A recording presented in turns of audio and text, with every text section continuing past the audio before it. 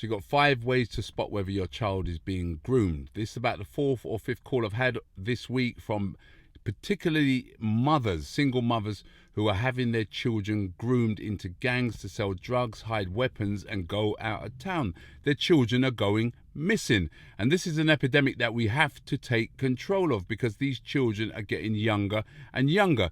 Groomers are manipulating them for their own proceeds, and these children are ending up in youth offending services, excluded from schools, in prisons, all sorts, you name it, in jail, just because these groomers are using them to sell drugs. So how can you spot a groomer? How can you spot if your child is being groomed?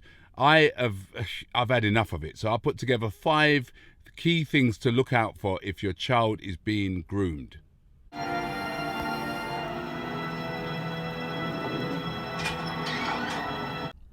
Always check if your child's got more than one mobile phone. It's bad enough they have one that you don't monitor, but sometimes they have another phone which they hide from you, which is a phone that's given to them normally by a groomer, which means that they are having communications with people that you don't know about.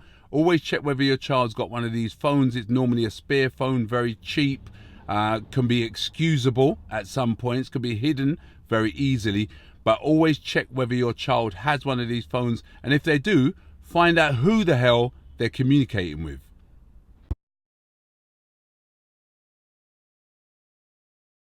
If your child has a lot of money, always has money, not asking you for money anymore, buying things that you haven't purchased and they're in your house, like sportswear, trainers, etc., your child is receiving money from somewhere else. If they're not getting it from you, where are they getting it from?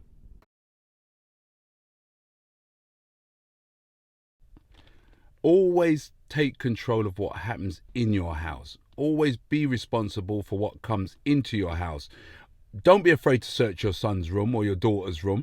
Don't be afraid to go through their pockets. Don't be afraid to go through their phone list. You are the parent. If you want to avoid your son or your daughter being groomed, make sure you check what's in their room, check what's in there, even down to their trainers, because some of them hide things in their trainers. Check whether you got weapons or drugs in your house, because this way you'll know if your child is being groomed. Find out who your child associates with.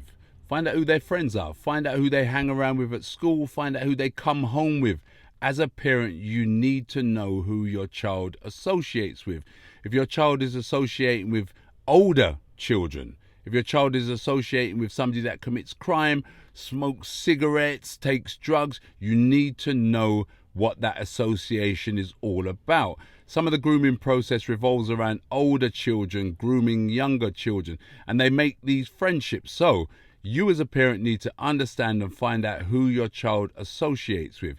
If your child's coming in late after school, find out who they're with. If your child's coming in all hours of the morning, like some of the calls I'm getting, all 2, 3 in the morning, find out who the hell has your child out that late at night. And the chances are they're part of a grooming process. So as a parent, be responsible and find out who your children see as friends.